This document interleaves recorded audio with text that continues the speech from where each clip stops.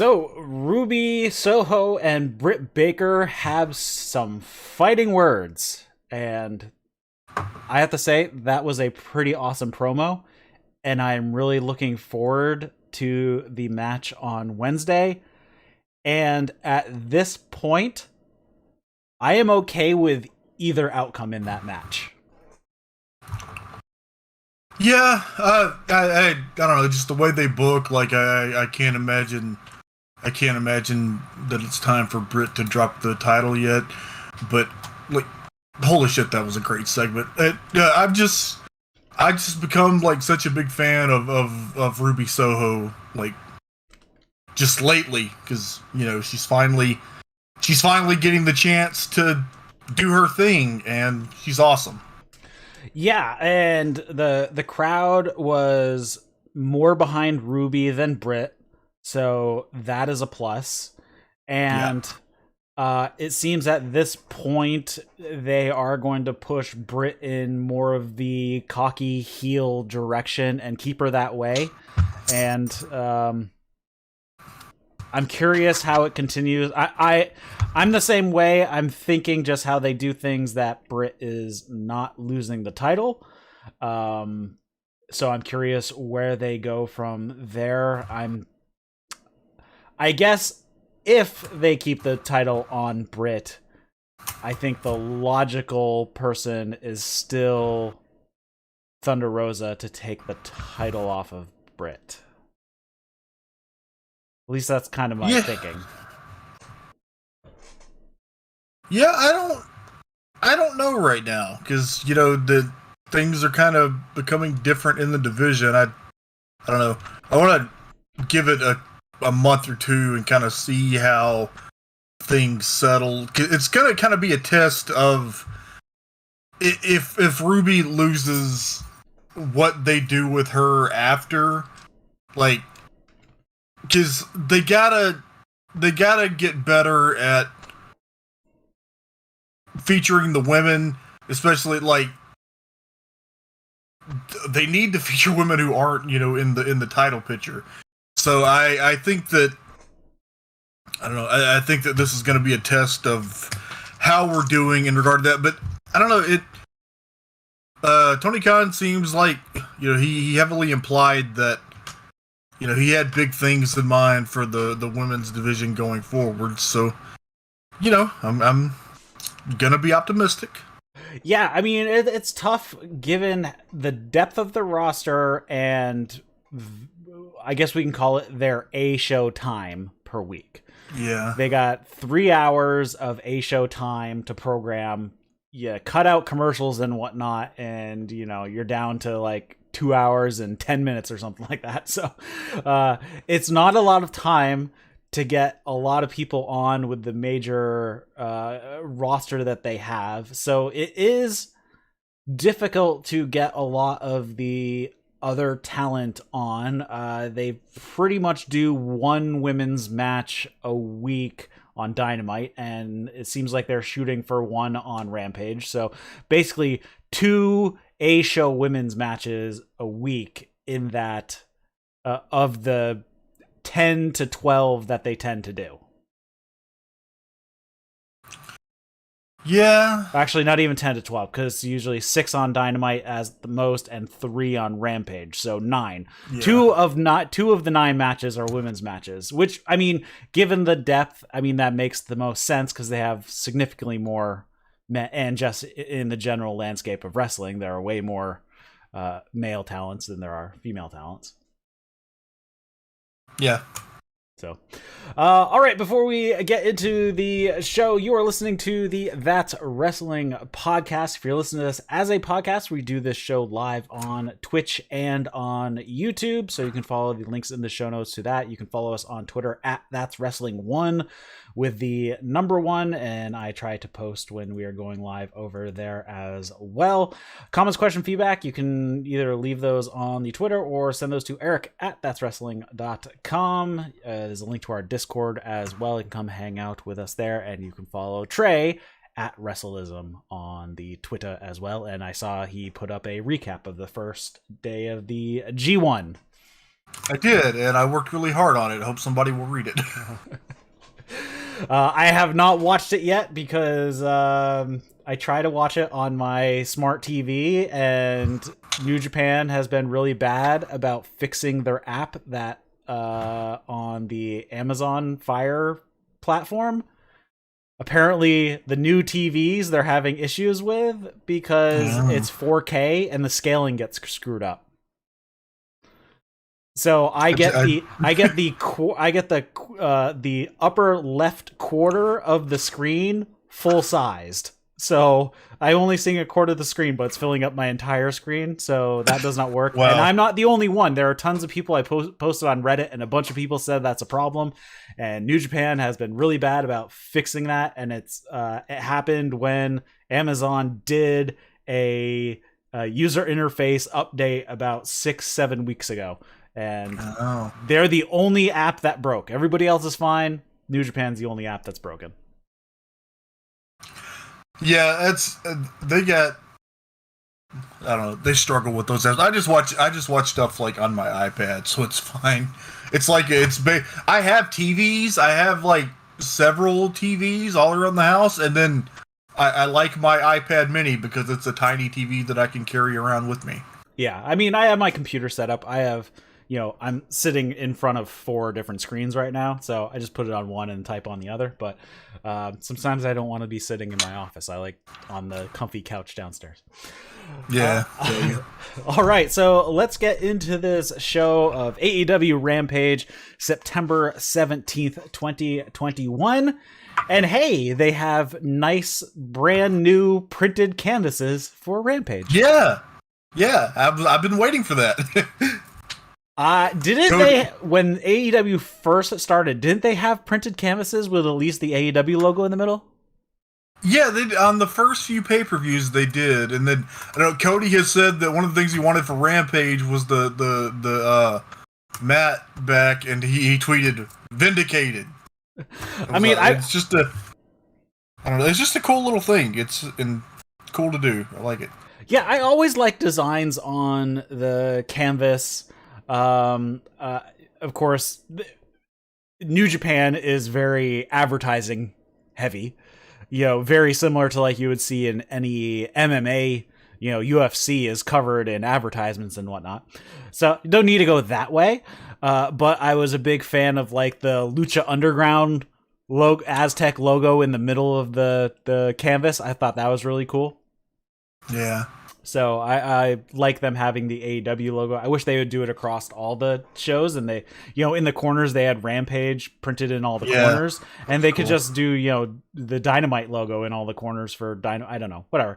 I just really like the printed canvas. Gives it a nice little contrast. Yeah, me too. So we opened the show with the AEW Tag Team Championship match of Butcher and Blade taking on the Lucha Bros. And I thought this was a pretty fun match, good opener, and yeah. What do you think about this match? I thought it was pretty good. I also thought it was pretty good. Good first defense. Butcher and Blade are like a good team, and I'm glad Butcher is back finally, because the Blade running around doing singles matches is like whatever, but I really like them as a team, and yeah, this was a strong match. It was a good first defense for Lucha Bros. Yeah, so Blade and Phoenix started off, and Blade dodges the spin-out heel kick that Phoenix does. He ducks a couple other strikes, tags in Butcher, but then it really breaks down into double teaming from the Lucha Bros. It was a little bit of a cluster in the beginning, like the ref could not keep the other teammates out, and that was a problem. Like, I kept watching, I think it was Paul Turner, and he would like count 1,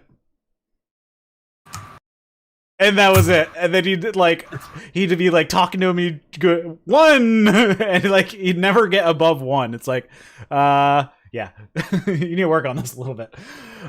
Butcher catches Phoenix and drops him into a rising knee from Blade. I thought that was a pretty cool tag, double team move from them.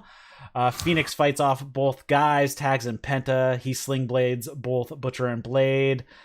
We get a double dive from the Lucha Bros, and Penta seems to have a legitimate limp. It looked like he might have jammed an ankle or something. I don't know if you caught that. They started catching it on commentary and mentioning it. I don't think it was part of the actual story of the match. I think it was a legit, because it really looked like he was actually limping. Yeah, I didn't notice that, but that hopefully he's nothing bad. Yeah, he tried to hide it in a lot of places, but yeah. Matt Hardy gets in a cheap shot on Penta behind the ref's back, and Butcher gives some massive forearms to Penta, and Jericho keeps calling the Butcher Andy Williams, which is his real name, as the guitar player of Every Time I Die, which is fine. I guess they could call him, Andy the Butcher Williams or something like that if they want. Yeah. I don't know. Does that bother you when they sometimes call them their shoot name, or not specifically their shoot name, but if they have like a nickname and then they use like their JR always calls Jungle Boy Jack Perry. Yeah, no, I don't mind that. Me neither. It doesn't take anything away. I don't know. It's one of those things that like it's pro wrestling, and you understand that people use ring names the same way somebody uses a stage name, and right. I don't think it doesn't bother me. Yeah. Where were we? Phoenix tags in, hits a bunch of strikes, gives a German suplex to Butcher. He hits a moonsault into a German suplex to Blade for a 2 count. We get a double stomp Fear Factor on Blade, and Butcher breaks it up right at the last moment and drags Blade over to their corner so Butcher can tag himself in. Hits a Uranagi on Penta for a 2 count. Blade tags back in. This kind of bugged me a little bit because Blade tagged in right after eating the double stomp Fear Factor. Like, it was such a short time. It's like, you should have been taken out for a little bit longer than that. Yeah. Blade tagged in. Penta hits a bunch of kicks to the leg, but Penta gets hit with a power slam for 2. We got a combo on Penta for a 2 count. Phoenix tagged in. Blade ties Penta's mask to the second rope, and they start Butcher and Blade start double teaming Phoenix. Butcher and Blade set up a double team. I forget what their finisher is called. Do you remember? The which finish? I think it's like a powerbomb something. The Butcher and Blade finish? Yeah, the Butcher and Blade finish. Full death. Full death. So they were setting up for that. Penta decides, screw it. He slips out of his mask and covers his face with his hand, but he still manages to hit a super kick, and Phoenix gets a roll-up pin, and the Lucha Bros hang on to their titles here. I thought it was clever tying Penta's mask to the rope. I thought that was a great little spot right there. Yeah, that was cool. Good little match. Hardy Family Office, after the match is over, start beating down the Lucha Bros. And who comes out to make the save? Santana and Ortiz. And they run off the Hardy Family Office. Like Jericho just barking out for his guys running in, that, I don't know, made me smile. Interesting that Santana and Ortiz came out to make the save. Yeah. I don't know. Tony kind of does that a lot. The build, you start to build to the 2-on-2 by starting with having partners with a 4-on-4. Like, that was how the fucking Young Bucks and FTR program started. Because I understand you want Ortiz and Santana on the Queen's show, and it's not time to do title match yet, so you create an issue and you do an 8-man, and that should be fun. Yeah, man, that building and that huge crowd is gonna be fucking electric. I just can't wait. Yeah, of all my years of the E conditioning, it's like, oh yeah, people can have friends that are outside of their faction. Yeah. Or you know, just good guys in general do good guy things and help people who are being wronged by the bad guys. Yeah, isn't that weird? Yeah, right. Next up, we have a video package for Bryan Danielson and Kenny Omega. This is really good. It just cuts back and forth between comments from both guys. Omega starts off, says, "Bryan Danielson, you were always the underdog over there, weren't you? And now you're here. You're not even ranked, and you're the underdog once again." And Bryan Danielson says, I think people have a lot of misconceptions about me over the years. I wanted my first match to be against the toughest guy in AEW, and everybody says that's Kenny Omega." Omega comes back and says, "The thing that irks me is the air of confidence, the sense of entitlement. Every guy that walks through those doors, they target me. Why is that? Because they recognize that I'm the top talent." And Bryan says, "I'm here to show the true Bryan Danielson, which is going to be exciting for the AEW fans and scary as hell for the AEW wrestlers." And then Omega says, "The underdog, Bryan Danielson, coming to AEW. Unfortunately for you, this underdog isn't going to have a Cinderella story." I was such a huge fan of the real Bryan Danielson, and I'm just giddy with anticipation. Yes, this is going to be great. Yeah, we talked at length yesterday about this match has to go to like a 20-minute draw. It's kind of like the thing that makes the most sense, and it should be a banger. And then where they go from there, I'm curious. Though I did think of a way that Omega could lose the match, but I don't think it's a likelihood of happening, and that is Hangman Page coming back. I don't think so. I don't think so either, because I don't think his wife has given birth yet. I think the whole reason he left early is because she was having issues with the pregnancy. Because I don't think she was due until like October, so I don't see him coming back yet. But that's like the one way you could get Kenny to lose the match is Hangman shows up, and that just pisses Kenny off or something. Yeah, I don't know. Yeah, I think I don't know. I think we originally thought that she was due maybe close to like the 1st of September, and then I don't know. You said October. I read somewhere that it was closer to Thanksgiving. I don't know, but yeah, I think I don't think we're going to see Hangman until, probably close to like I think he'll be back to build to something for Revolution, probably. Yeah, so like earliest, if they do it again, Winter is Coming. If they do Winter is Coming again this December. That'd be like the earliest we'd see him. Yeah, I really don't expect to see him until after the first of the year. Yeah.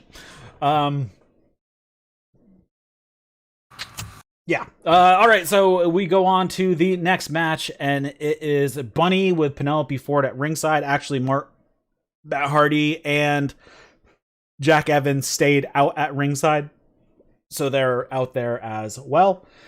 Anna Jay comes out with a Ty Conti, and Bunny and Anna meet on the ramp, and they start fighting there. Anna gives a suplex to the Bunny on the floor. And then they go to the ring to get the match actually underway. She hits Bunny with a few forearms, hits a suplex and a running elbow in the corner a couple times, hits a shoulder block, and Bunny bails. And she's walking around on the outside, and Anna slips out of one of the adjacent sides and meets her on the floor, and they start throwing forearms. And the thing I like about these two, they throw their forearms. Yes. So that is one thing I really like about these two. They throw them in there.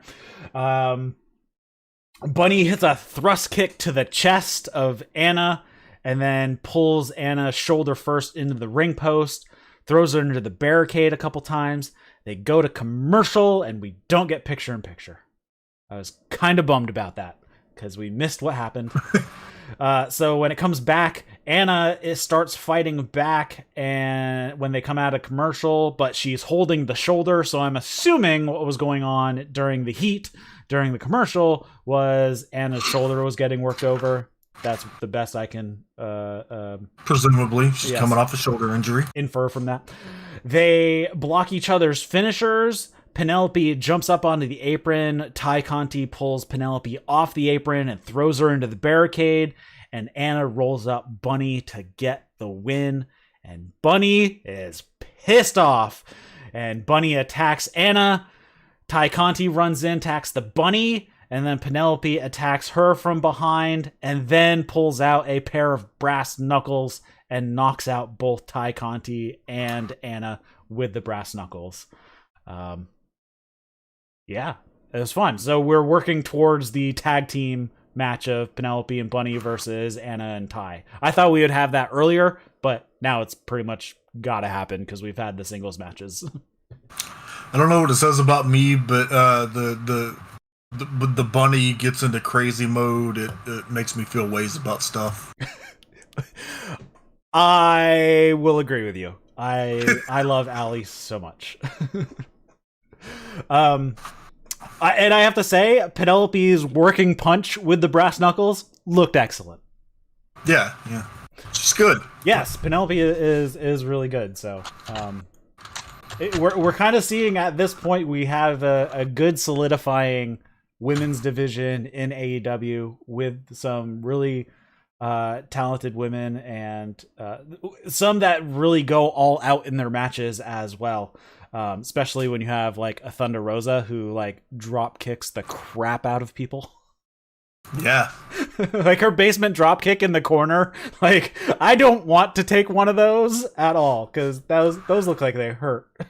Yeah, I don't know. I always knew it was going to take time to build the women's division into, because it's not just about like.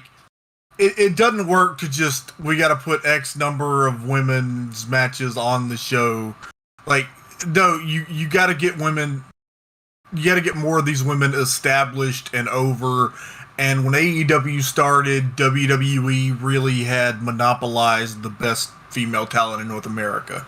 Mm-hmm. So it's taken some time and they're starting to get there. And good, because there's, a lot of people who really like the women and want to see them featured. So yeah, I have to say that all four of these ladies, Bunny, Ford, Anna, and Ty Conti, are well established at this point. I think everybody has a feeling towards them one way or the other. Yeah. Next up, we had a short video package recapping Hobbs taking out Punk, and Hobbs saying, I just laid out Punk, and Punk, you should ask yourself, why'd you stay home for the past 7 years?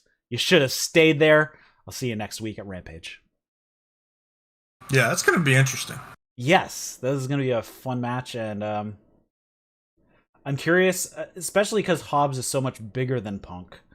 Though Punk isn't as small as I thought he was, just because, he's coming from WWE. I thought he was a little smaller than he is, but yeah. Well, I mean, Punk had like a series of historically great matches with Samoa Joe, right? So, and actually, one thing I noticed, I don't think I brought it up on yesterday's show, but when Kenny Omega and Bryan Danielson were in the ring together, Kenny Omega is like 2 to 3 inches taller than Bryan.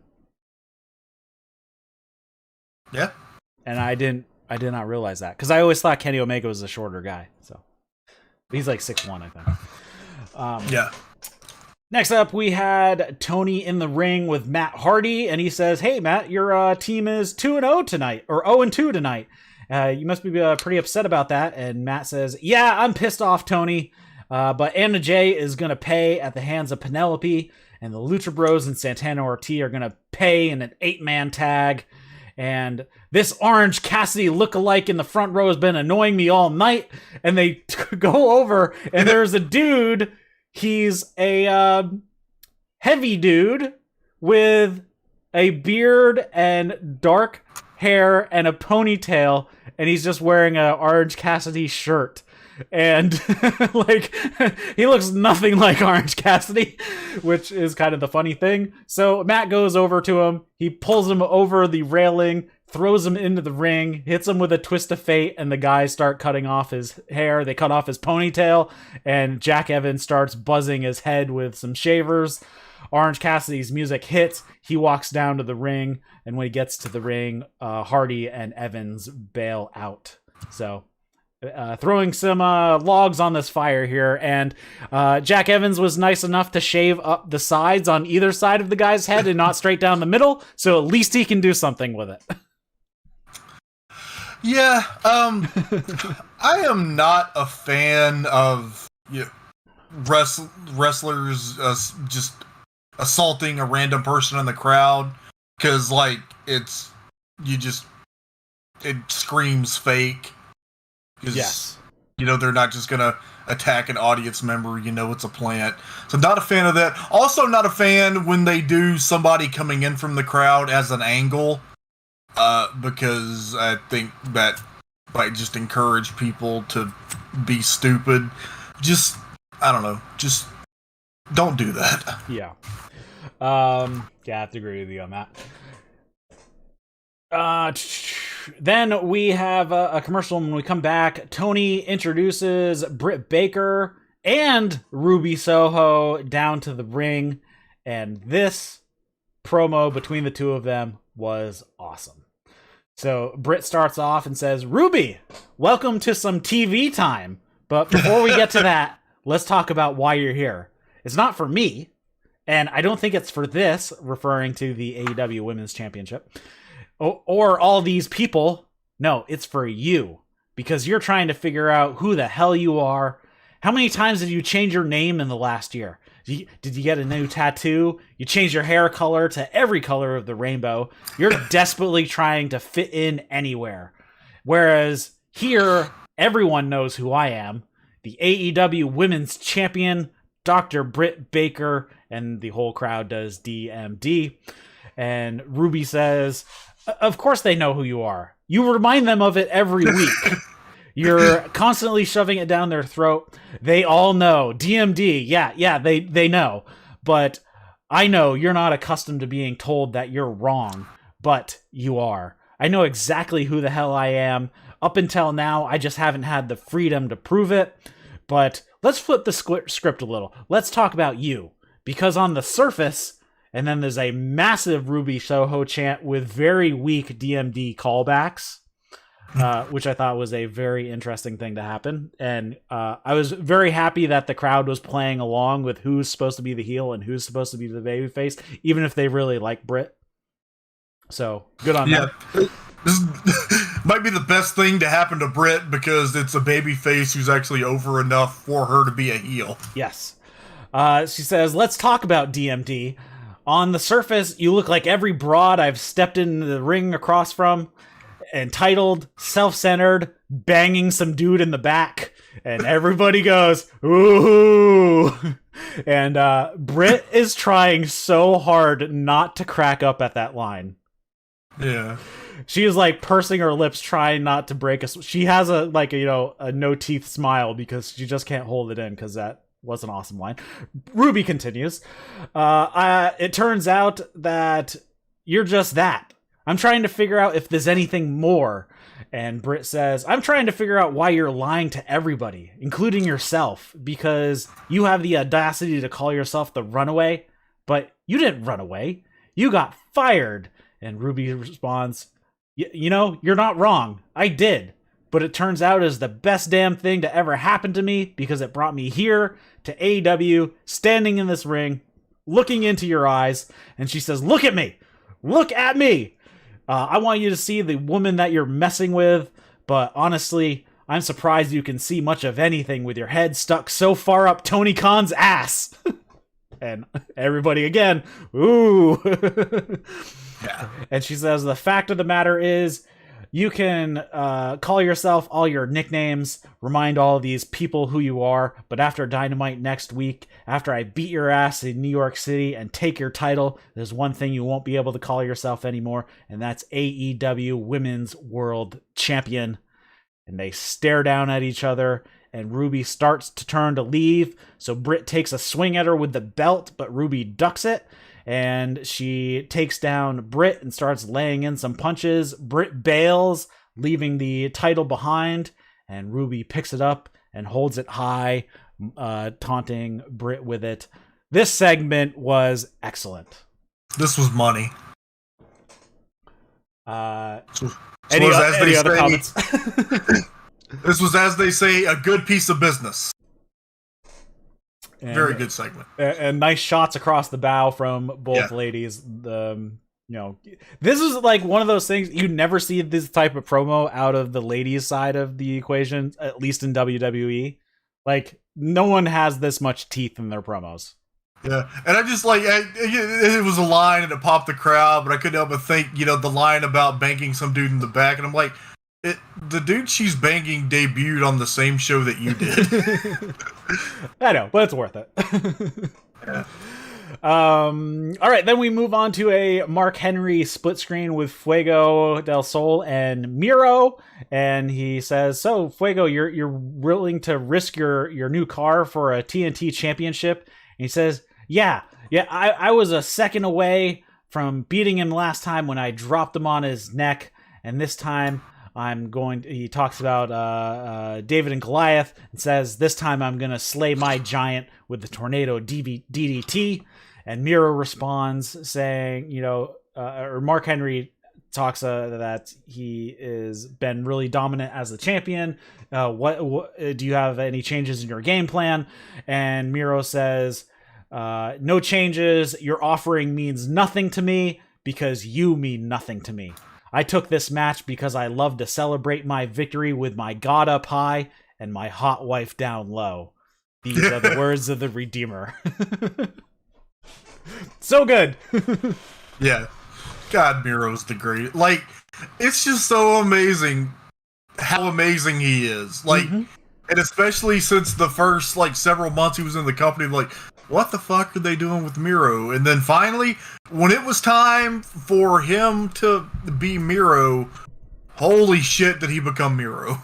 Yeah, I mean, I don't think I would change what they did with Miro early on, given where Miro ended up, and because there was no place for Miro to go, and that was where you could slot him in to have him come into the company, because he was one of the major defections from WWE coming over, because he wanted his release. He wasn't fired or anything like that. He wanted to leave, and he's like one of the first ones to make that jump. Brody Lee was just before him. So yeah, I think it worked, and now Miro is amazing. Yeah, I had something that I forgot it while you were talking. Well, if you remember, cut in. They run down the card. I was gonna say. Oh, hold on. Let me see if I can find it before I lose it again. God damn it. Go ahead. They run down the card for Dynamite. It's going to be Kenny Omega and Bryan Danielson. And since this is a TV match, I'm assuming it's going to have a 20-minute time limit. And they're going to go to the time limit. It's going to have CM Punk doing an interview. We're going to have Cody Rhodes versus Malachi Black.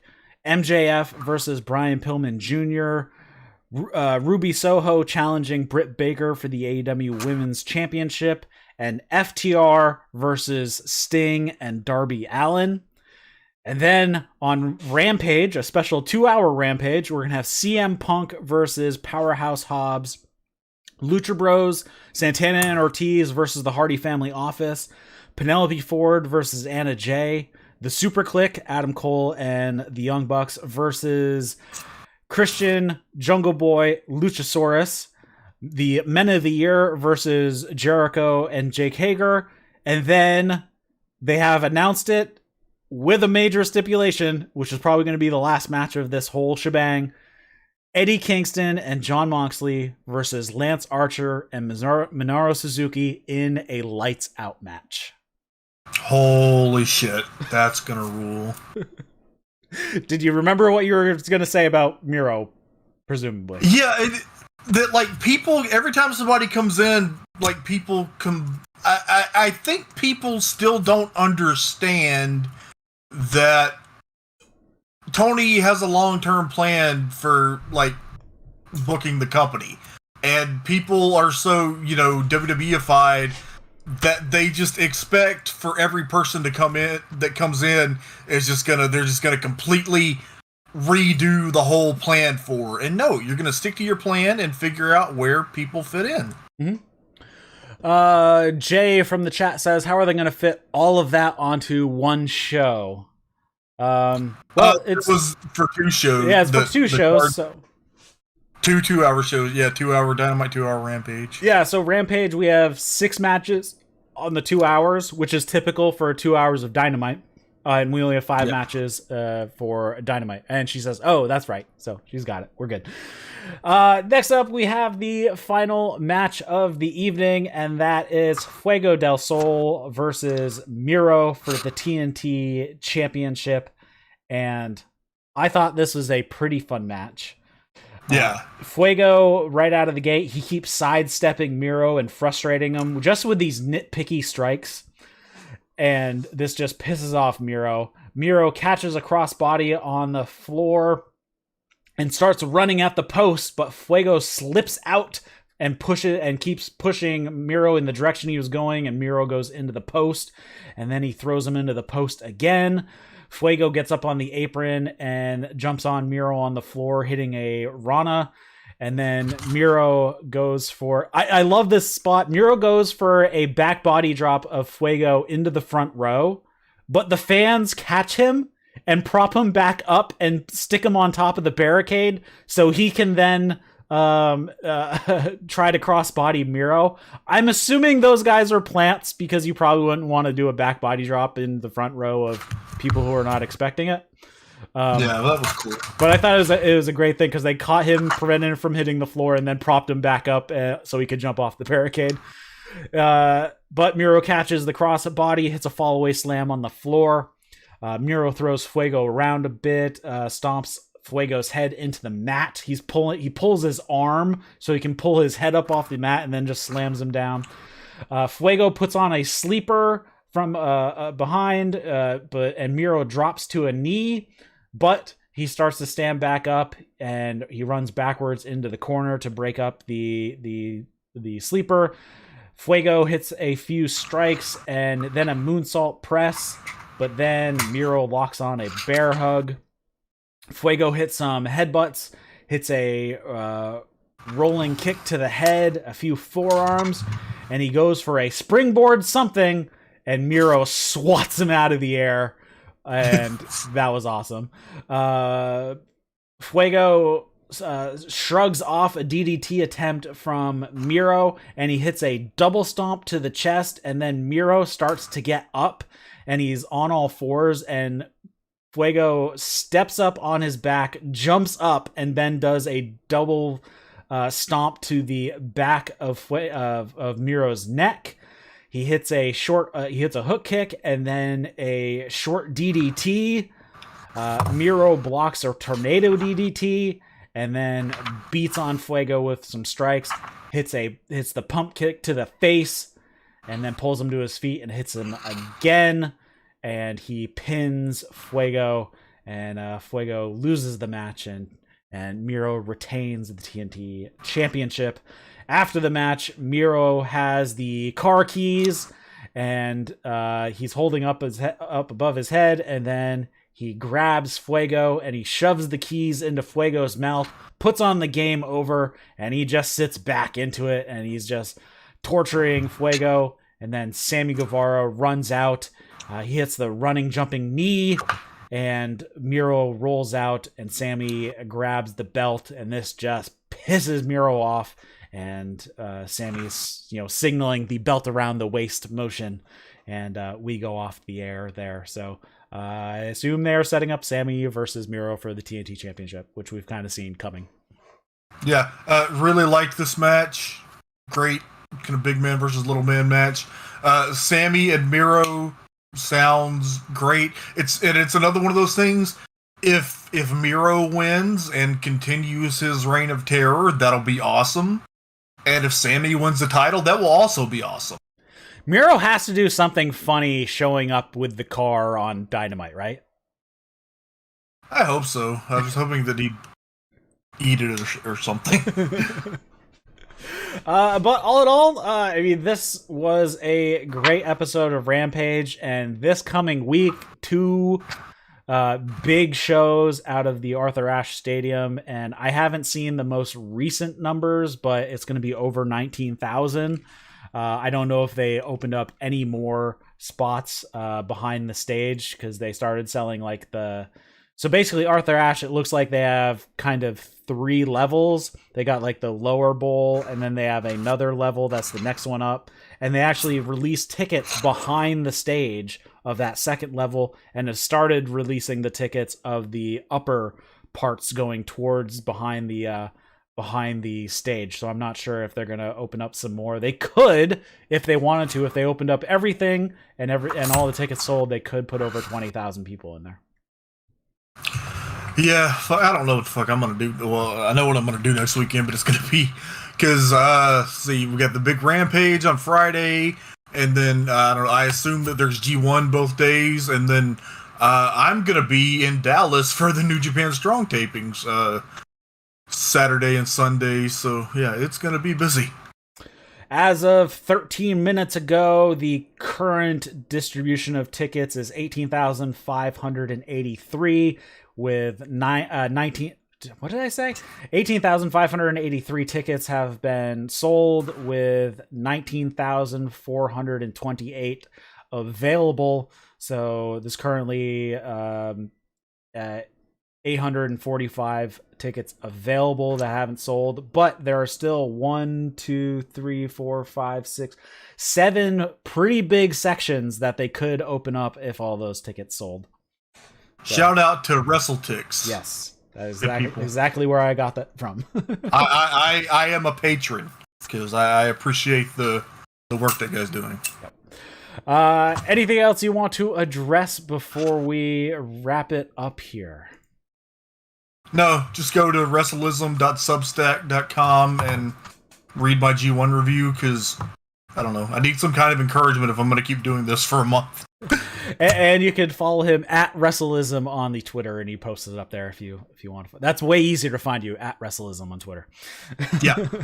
All right. Thanks everybody for tuning in. If you're listening to this as a podcast, we do this show live over on Twitch and on YouTube, so you can follow the links in the show notes to those channels. If you follow us at That's Wrestling 1 with the number 1 at the end on Twitter, I post when we go live to the direct link of the Twitch channel and the YouTube video, because it has a new link every video for YouTube, but not for Twitch.